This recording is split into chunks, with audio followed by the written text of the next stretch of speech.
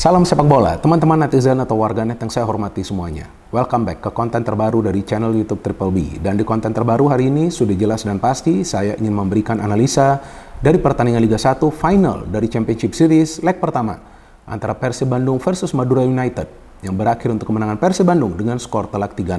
Dengan hasil akhir ini berarti Persib Bandung berpeluang besar untuk menjadi juara dari Liga 1 musim ini ya teman-teman. Karena di leg kedua nanti pada saat para pemain Persib harus bertandang ke kandang Madura, mereka hanya membutuhkan hasil imbang atau kalaupun kalah, ya tidak kalah dengan jumlah kemasukan gol yang banyak. Atau kalau bisa, ya meraih kemenangan. Seperti itulah kira-kira rumusannya bagi Persib Bandung di leg kedua nanti agar mereka bisa menjadi juara dari Liga 1 musim ini. Dan mungkin juga banyak yang menilai bahwa Persib Bandung bisa menang telak lawan Madura United karena di leg pertama mereka bermain di kandang sendiri. Tapi menurut saya nggak seperti itu sih faktanya. Karena bermain di kandang sendiri di leg pertama itu bebannya akan jauh lebih besar bagi para pemain. Dan tampak jelas kan di menit-menit awal para pemain Persib tampaklah mainnya under pressure. Sehingga mereka butuh waktu untuk bisa membentuk irama permainan mereka. Atau mungkin juga banyak yang akan menilai bahwa Persib Bandung bisa menang dan mencetak 3 gol. Karena Jaja kan ditarik keluar tuh ya. Kan cedera tuh Jaja ya. Sebelum gol pertama Persib kan. Baru main berapa menit gitu di babak kedua kan. Tapi agak seperti itu juga sih kalau menurut saya. Karena selama Jaja main juga, ya Madura United juga tidak bisa menciptakan banyak peluang yang berbahaya. Kalau dari hitungan saya, di babak pertama saja Madura United hanya bisa menciptakan 1 peluang yang berbahaya. Dari Malik Rizaldi. Dan memang sih ada situasi yang bahaya di kotak penalti Persib kan ketika Abioso mengirimkan umpan ya, crossing ya ke dalam kotak penalti. Yang hampir saja tuh gol bunuh diri dari Nick Kuipers kan. Tapi itu kan tidak terhitung sebagai peluang ya. Atau mungkin juga banyak yang akan menilai bahwa Persib bisa menang ya karena kan main di kandang sendiri ini dibantu wasit nih. Tapi kan faktanya nggak ada hal kontroversial yang terjadi kan selama jalannya pertandingan. Nah artinya Persib Bandung bisa menang telak yang pertama karena taktik dari Boyan Hodak. Dan Boyan Hodak itu memakai 2 taktik yang berbeda. Jadi di babak pertama itu taktiknya beda, di babak kedua lebih beda lagi. Nah bingung kan? Tapi tenang saja, nanti akan saya jelaskan ya. Selain itu juga, Persib bisa menang telak karena staying power dari para pemain Persib Bandung, teman-teman. Gak gampang loh bagi para pemain Persib itu bisa mencetak 3 gol di babak kedua. Dan 2 gol di masa injury time. Artinya ya fighting spirit dari para pemain Persib Bandung ini luar biasa. Nah artinya ada perubahan yang besar nih di Persib Bandung musim ini. Sehingga mereka bisa menjaga performa mereka yang konsisten sampai sekarang masuk ke leg pertama final dari Championship Series dan gak gampang loh. Nah mungkin juga banyak yang akan menilai karena kan ya Persib biasa juara ya ketika ada sistem atau format seperti ini nih dengan pertandingan final ya gak gampang juga sih. Karena kan lebih banyak ya jumlah pertandingannya. Dan Persib kan semalam itu tidak full team. Nah jangan lupa itu juga. Jadi lagi-lagi saya tegaskan Persib ini menang bukan karena kebetulan apalagi keberuntungan, enggak.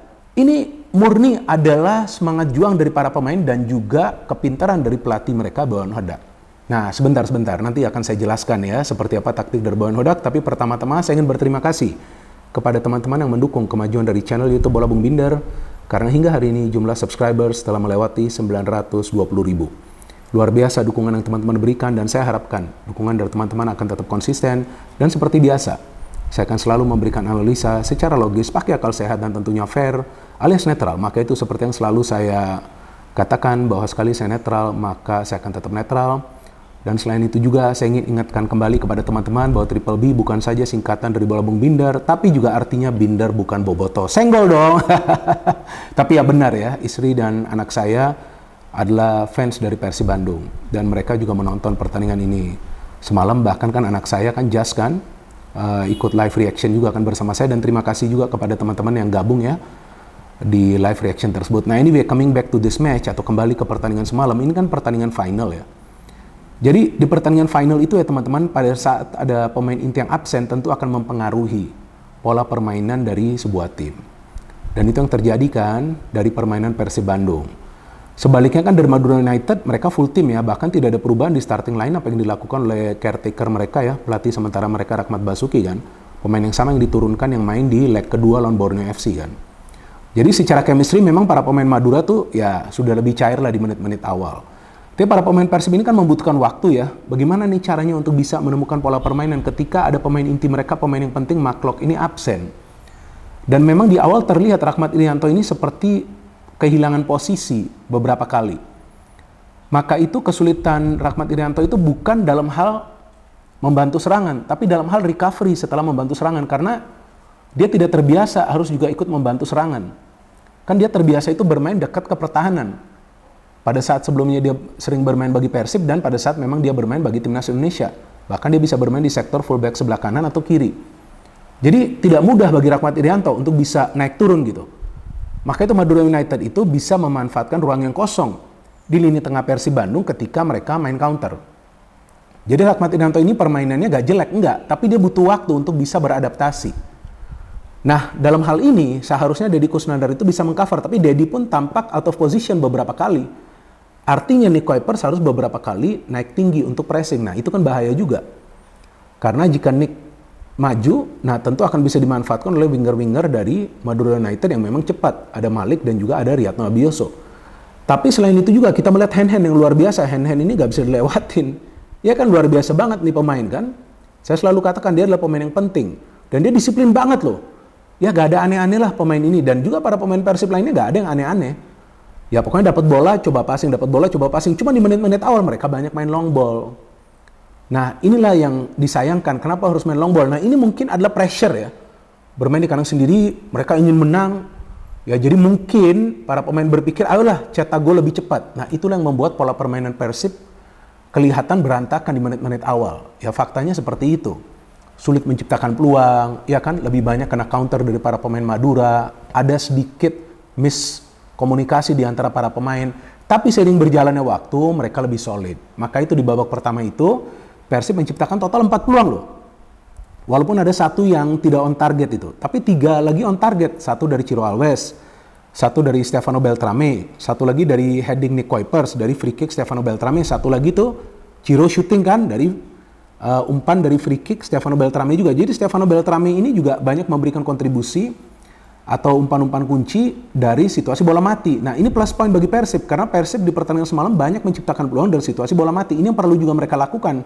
Jangan cuma dari open play saja dong, kan dari situasi bola mati itu adalah opsi lainnya bagi Persib untuk mencetak gol ya. Nah terus babak kedua, saya menunggu nih apa perubahan dari Boyan Hodak. Nah ini sekarang saya jelaskan. Jadi di babak pertama para pemain Persib itu tidak bermain dengan garis pertahanan yang tinggi. Mereka sifatnya itu menunggu, seperti biasa nih.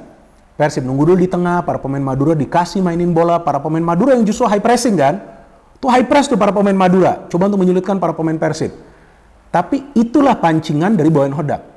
Jadi tampak jelas Boyan Hodak meminta para pemain Persib, tunggu aja dulu babak pertama. Kan bermain di kandang sendiri. Ya artinya ini kandang mereka lah, gak perlu khawatir. Tunggu saja di tengah dan di belakang, biarkan para pemain Madura itu melakukan high pressing.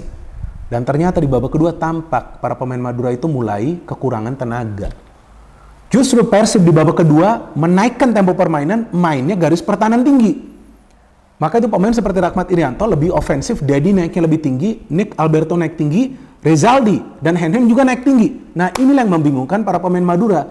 Udah mereka capek main high pressing di babak pertama, babak kedua harus counter press. Counter press lawan para pemain Persib yang sudah simpan tenaga di babak pertama. Dan memang Persib sudah kontrol di babak pertama itu. Kan defense mereka sulit ditembus. Tadi kan sudah saya katakan hanya 1 peluang dari Malik Rizaldi kan. Nah ketika counter press dari Madura ini gagal, di sana kita lihat ada space bagi Rahmat Irianto. Dan memang para pemain Persib beberapa kali mengandalkan skill individu. Kenapa? Para pemain Madura itu solid banget di pertahanan. Farudin dan Kleberson ini luar biasa. Belum lagi ditambah dengan Dodi ya. Kita tahu kan ada Dodi Alek Vanjin kan, ini bagus juga nih pemain kan. Nah jadi gak gampang untuk bisa menembus pertahanan dari Madura, maka itu harus ada permainan umpan kombinasi. Itulah yang dilakukan oleh para pemain Persib berkali-kali, yang ada sekali itu Febri juga dilanggar ya kalau nggak salah. Nah Febri ini juga sangat disayangkan nih, kenapa mainnya individu banget. Di pertandingan semalam ini kan beda banget ya Febri yang semalam ya. Terlalu lama menguasai bola, harus cepet dong bagi itu bola.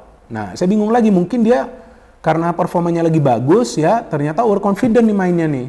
Nggak ngerti juga deh, maka itu kan akhirnya kan dia diganti, dan memang dia perlu diganti itu, udah gak bisa dia main seperti itu.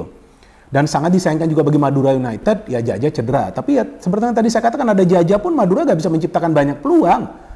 Jadi bukan berarti Persib itu bisa menang karena Jaja ditarik keluar, enggak. Jaja ini kan playmaker, bukan defender. Defender mereka masih komplit kan Madura United, cuman tampak kekurangan tenaga para pemain mereka untuk counter press. Dan gol pertama Persib itu cakep loh, ada kepintaran dari para pemain Persib. Ciro kasih bola, Stefano melakukan pergerakan, kemudian Rahmat Irianto mengangkat bola, ya kan? Mengangkat bola, kemudian di sana Ciro berlari, ya kan? Ciro berlari, Stefano juga berlari, tapi Stefano berlari ke tengah. Nah ini kepintaran dari Stefano, dia gak ikut lari bersama Ciro ke arah bola. Kalau dia ikut lari dengan Ciro, berarti ya dia akan dianggap offside. Ciro masuk, Ciro seharusnya bisa saja umpan ke David, tapi pengawalannya ketat, maka itu dia langsung syuting. Kaget Lukas, penjaga gawang dari Madura. 1-0, di situ udah momentum bagi Persib. Apalagi terus kemudian Ezra Walian kan dimainkan kan, pemain yang lebih ofensif. Kenapa? Karena nih Boyan Hodak sudah paham, para pemain Madura mulai kesulitan untuk melakukan transisi negatif. Belum lagi mereka frustasi, sulit banget menciptakan peluang, sulit banget membuka pertahanan dari Persib Bandung. Tapi juga perlu diapresiasi para pemain Madura United yang bermain fair play. Gak ada aneh-anehan tuh dari para pemain Madura, mereka juga tidak bermain agresif atau ekstra agresif gitu, mainnya gak kasar. Jadi saya pikir perlu juga diapresiasi para pemain Madura United, mereka mainnya juga gak buruk, tapi kekurangan tenaga. Maka itu kemudian di masa injury time ada 2 gol kan dari David dan Edo ini cedera. Ternyata mau tidak mau Beckham harus dimainkan. Saya kan beberapa kali mengkritik Beckham ya, mungkin dia dengar. Karena akhirnya dia memberikan 2 assist kan, seperti yang saya bilang, passing itu harus benar dari Beckham. Nah semoga Beckham dengar juga ini ya. Saya selalu mengatakan Beckham Putra ini adalah salah satu pemain yang berpotensi menjadi pemain yang bagus ya, bukan saja bagi Persib Bandung tapi juga bagi timnas Indonesia, pemain yang hebat lah, pemain yang penting. Tapi passingnya itu harus Anda jaga. Ketika passingnya Anda jaga, kan terbukti Anda bisa memberikan 2 kontribusi, ya kan, memberikan 2 assist, beberapa kali memberikan umpan kunci, 2 umpan kunci juga dari Beckham. So passing itu memang krusial. Jadi ketika Beckham itu dapat bola, lihat dong cara dia passing, dan David masuk secara tiba-tiba. Ini kan predator nih namanya, tiba-tiba dia masuk, bisa dia makan itu bola. Tapi kan ya, buat apa dimakan? Kan dia harus cetak gol. Ya kan, jadi dia sundul itu bola dengan power 2-0. Udah, mau bikin apa Madura United? Tapi kemudian Madura United dapat peluang loh. Saya nggak ingat ya siapa itu pemain, kalau nggak salah Yuda ya, pemain pengganti yang masuk itu. Itu bisa saja gol loh, Kevin save. Jadi Madura United cuma 2 peluang secara keseluruhan yang on target.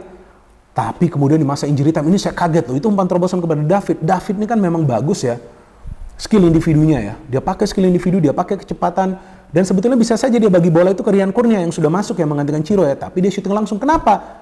Dia sudah ada ruang, nggak ditutup ruangnya, tapi syuting dia akurat. 3-0, selesai, game over, udah. Sekarang keunggulannya kan sudah telak bagi Persib untuk dibawa ke leg kedua, tapi ya belum safe juga. Seperti yang selalu saya katakan, dalam sepak bola tidak ada yang pasti. Jadi leg kedua nanti, seperti yang di awal tadi saya katakan, bahwa ya harus jaga nih, jangan sampai kalah dengan jumlah gol yang banyak. Kalau bisa seri ya udah jadi juara ya, kalau bisa menang. Tapi Madura United pasti all out di pertandingan mereka di kandang sendiri. Apalagi akan merupakan itu pertandingan terakhir bagi Madura United di Liga 1 musim ini. Mereka pasti all out.